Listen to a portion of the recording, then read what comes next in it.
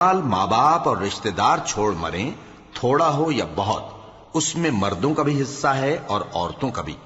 یہ حصے اللہ کے مقرر کیے ہوئے ہیں۔ اور جب میراث کی تقسیم کے وقت غیر وارث رشتہ دار اور یتیم اور نادار لوگ آ جائیں تو ان کو بھی اس میں سے کچھ دے دو اور ان سے معقول بات کہو۔ اور ایسے لوگوں کو ڈرنا چاہیے جو ایسی حالت میں ہوں کہ اپنے بعد ننھے ننھے بچے چھوڑ جائیں اور ان کو ان کی نسبت خوف ہو کہ ہمارے مرنے کے بعد ان بیچاروں کا کیا ہوگا۔ پس چاہیے کہ یہ لوگ اللہ سے ڈریں اور درست بات کہیں۔ جو لوگ یتیموں کا مال ناجائز طور پر کھاتے ہیں وہ اپنے پیٹ میں آگ بھرتے ہیں اور ضرور دوزخ میں ڈالے جائیں گے۔ اللہ تمہاری اولاد کے بارے میں تم کو ارشاد فرماتا ہے کہ ایک لڑکے کا حصہ 2 لڑکیوں کے حصے کے برابر ہے، اور اگر اولاد میت صرف لڑکیاں ہی ہوں یعنی 2 یا 2 سے زیادہ تو کل ترکے میں ان کا 2/3 ہے، اور اگر صرف ایک لڑکی ہو تو اس کا نصف ہے، اور میت کے ماں باپ کا یعنی دونوں میں سے ہر ایک کا ترکے میں 6واں حصہ ہے، بشرطے کہ میت کی اولاد ہو۔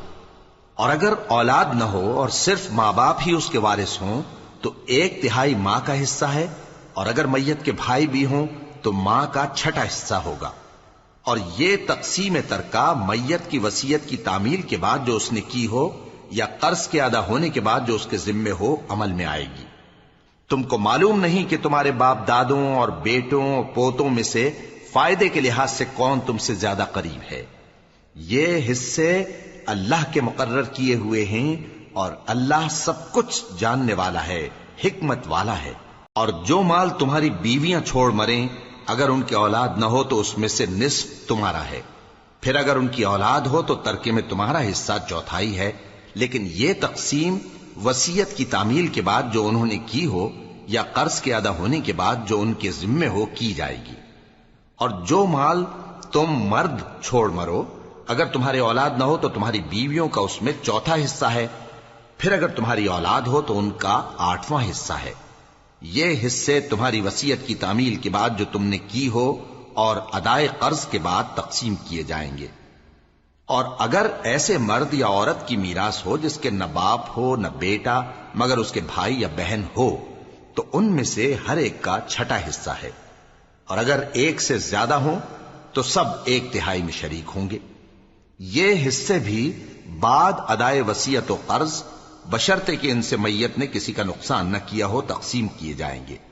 یہ اللہ کا فرمان ہے اور اللہ نہایت علم والا ہے، بردبار ہے۔ یہ تمام احکام اللہ کی حدیں ہیں، اور جو شخص اللہ اور اس کے پیغمبر کی فرما برداری کرے گا اللہ اس کو بہشتوں میں داخل کرے گا جن میں نہریں بہ رہی ہیں، وہ ان میں ہمیشہ رہیں گے، اور یہ بڑی کامیابی ہے۔ اور جو اللہ اور اس کے رسول کی نافرمانی کرے گا اور اس کی حدوں سے نکل جائے گا اس کو اللہ دوزخ میں ڈالے گا جہاں وہ ہمیشہ رہے گا، اور اس کو ذلت کا عذاب ہوگا۔